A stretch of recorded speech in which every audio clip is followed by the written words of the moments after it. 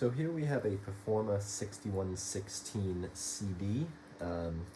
This is basically one of the Performa variants of the PowerMac 6160 with the PDM pilt-down man architecture.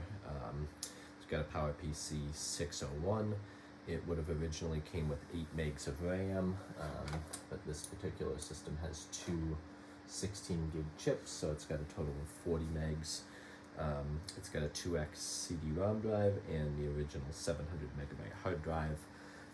It did have a system 7.5.3 install on the original hard drive, but it was all messed up and had a whole ton of extensions and just a bunch of business and work software. There wasn't really anything that looked too interesting, so I did a fresh install of Mac OS 8 on here, which would have came out a little over a year after this system was discontinued, so it's an upgrade, but it's definitely within the time frame of this system that somebody would have been running that operating system.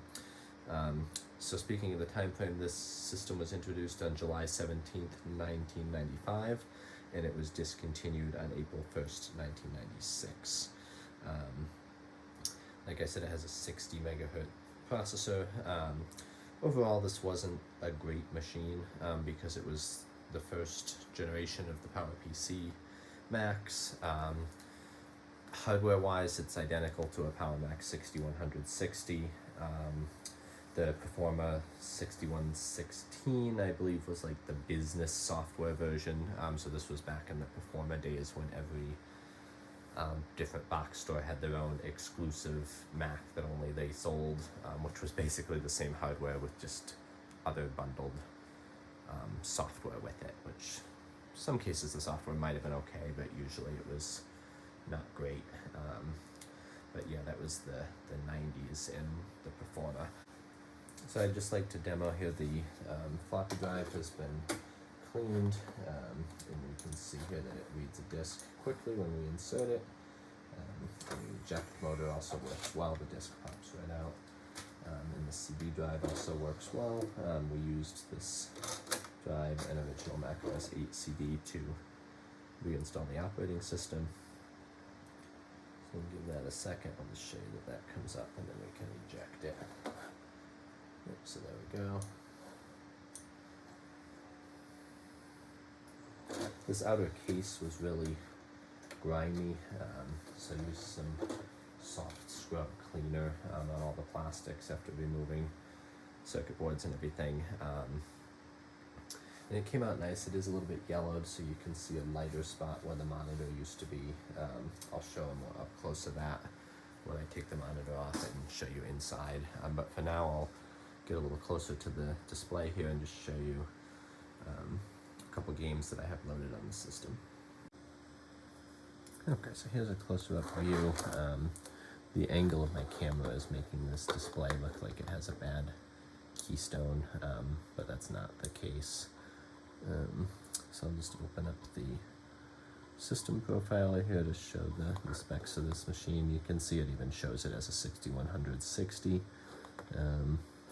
40 megs RAM. So I installed SimCity 2000. That's a good age-appropriate game for this system. I actually played that as a kid on a Power Macintosh 6166. And then the Marathon Trilogy, which is one of my favorite 90s Mac games. And then Pathways into Darkness, which is also made by Bungie. So interestingly, this was what Bungie made before they went on to make the all-popular Halo. We'll just fire up Marathon here for a second, just to show you sound and everything looks good. To see the reflection of my G4 Cube over there on the monitor. So this runs pretty nice on this Mac. Interestingly, by default, this you have to use the keyboard to control and move everything.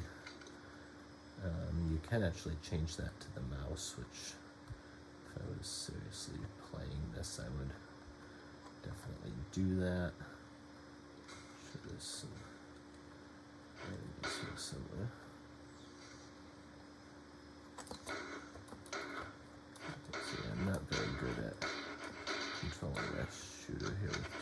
keyboard. There we go, I'm dead. So I used to be better than that at Marathon, but I'll have to practice up on that. But just to show you that works well. So now we'll shut this down. Oh, and also I'll just show you quickly here that the Ethernet works well on this, so it has an AAUI port, which is that strange Apple implementation of AUI, and you can just get a basic adapter that plugs into that and goes directly to Ethernet. And then there's my blue and white G3 file server, so I was able to connect to that to load these games on here. And yeah, I think that's all for the overview of the system itself. So I'm going to shut this down and we'll take a look just at how the case cleaned up. I'll show you a little bit of the yellowing that is still there, and then we'll pop the lid and look at the inside. Oh, and yeah, so this is one of those Macintoshes as well that doesn't have soft power.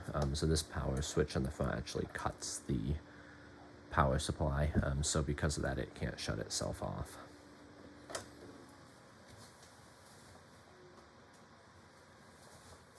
Okay, so here is the front of the case. As you can see, it is cleaned up very well. It is just a little bit yellowed, but nothing too bad.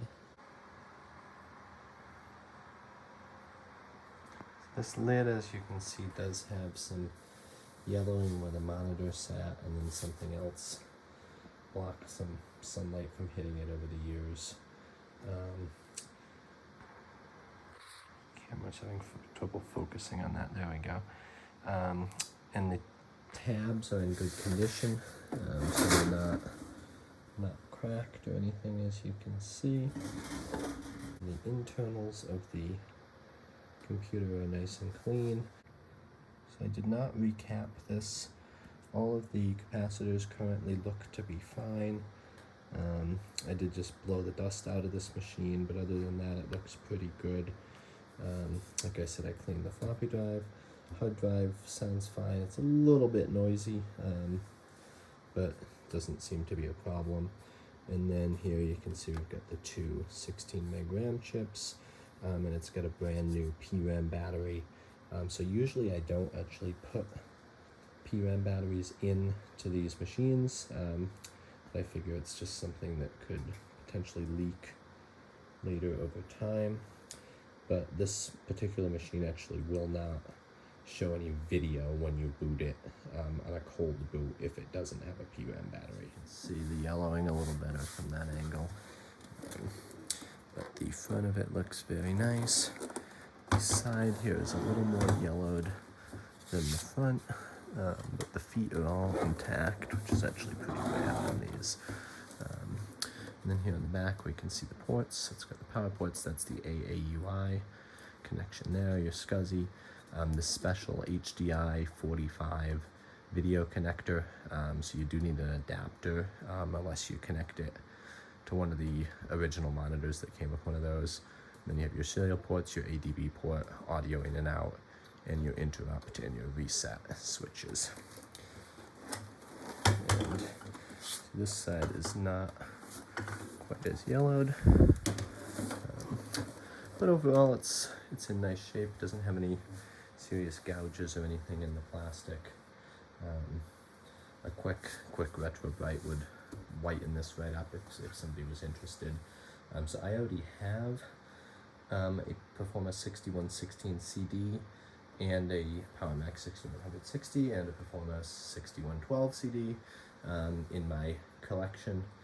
So this one is a duplicate, and it's going to be going up for sale because I decided I really only need to keep one of each Mac model unless it's something really special that I'm keeping it for parts or for another project.